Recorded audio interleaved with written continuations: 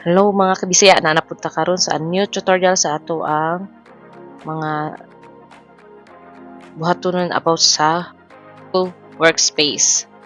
So karon na ato i-tackle is about sa pag-arrange sa ato ang Gmail, sa atong email sa Gmail. So di ba sa email makita nimo daghan jud kay na siya sulod. So ato na siya i-arrange nga by ang tawag na ang pag-label. By label, butangan na tong label karon ha para makawalo ta sa tarapit.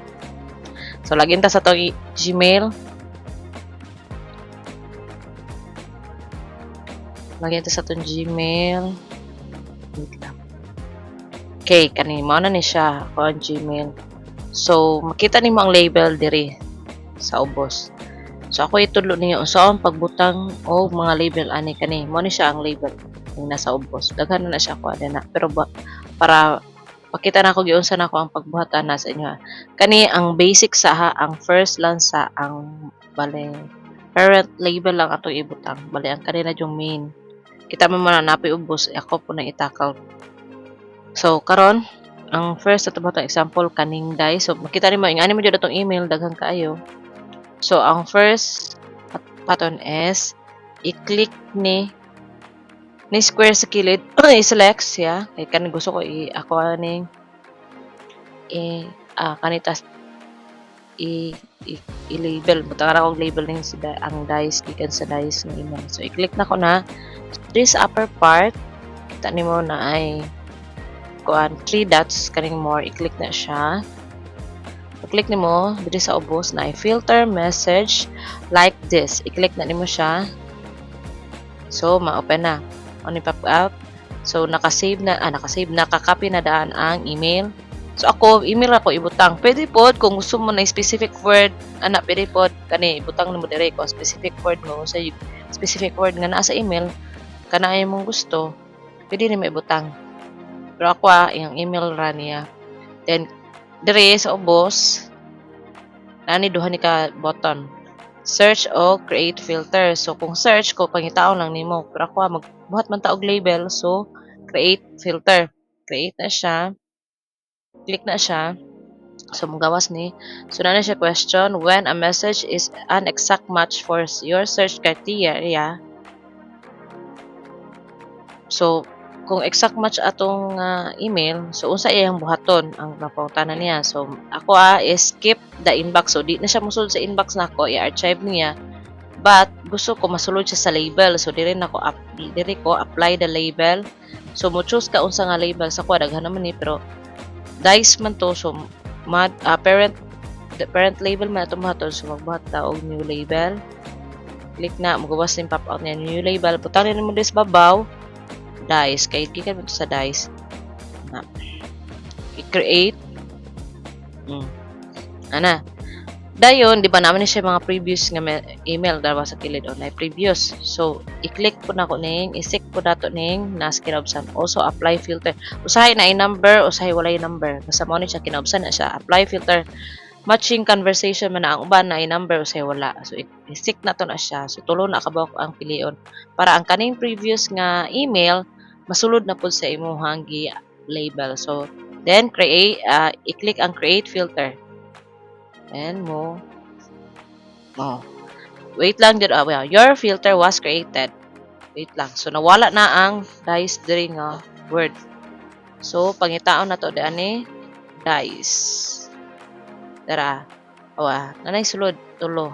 So, ang pagbuhat label is para di na ka mabalo og tan-aw kay kun sa inbox awa palibog ka asa naman to email ana kaysa kung nanay label mo ato na lang kadiri example kato sa dice ko akong tanaw ng email sa dice ko click ra ka dice makita na mo tanang email about niya ang pag delete pod sample i-delete nato ni o i-click na siya hurot na siya kung gusto ka hurot na delete tanan o delete tanan diba pero di lang ako siya i-delete kinahanglan ako na so nga na ang pagbuhat niya.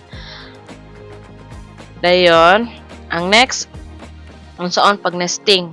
Kani, kita mo ni siya ang parent, then kani ang nesting. Di ba naka-indent siya gamay? Di siya level. Kani dili siya level og kuan. Muna siya nesting. So ang pag-create og nesting example, ngita ta. Ngita sa taha kada lang.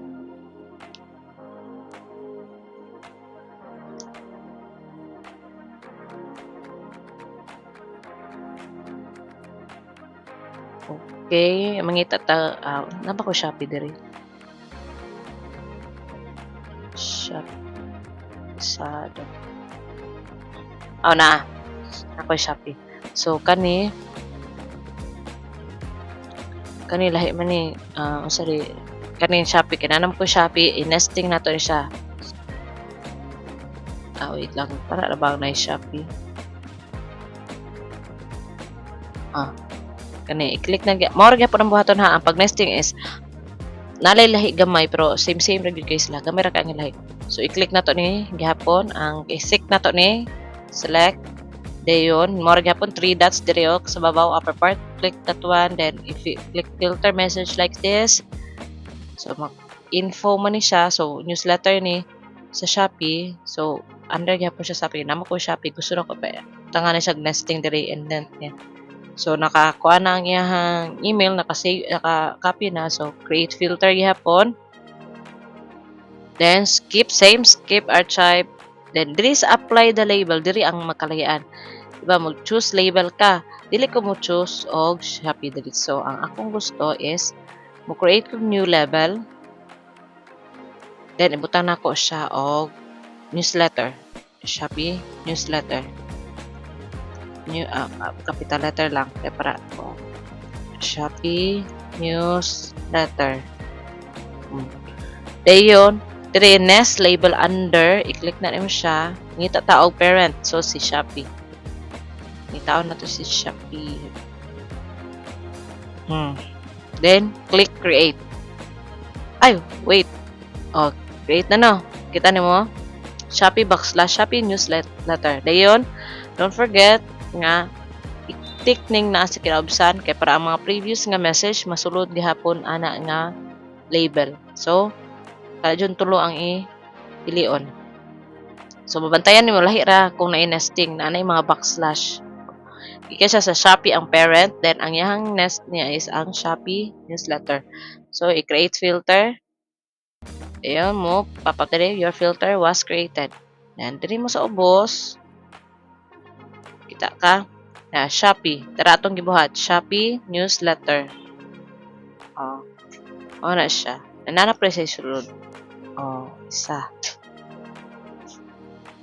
so makita ninyo nana siya indent diri nga Shopee newsletter so nana po diri ang previous nga message niya so yung ani ang mahimong forma kung naa kay mga label dali na lang kay nung pangitaon kung nang-apply ka click ra nimo ana ba mangitaon nimo mapangitaon na nimo siya kung unsa imong gipangita dali ra kay mangita puro ra na iyahang message nga na specific email intended jud ana nga email ako wa pa ninhawan pero at least gamay na lang akong inbox 600 pero kani mga naa diri mga important mga kuan man ni siya anang mga single ra so dili na siya mga subscription mao akong gipabilin di ani kay para kanang dali na lang kay di man na siya kada adlaw mag-send kani mga nabilin di ana so kani kada adlaw ni sila mag-send kana so maura pud to ang ako ang pagbuhat sa label and pagbuhat sa nesting so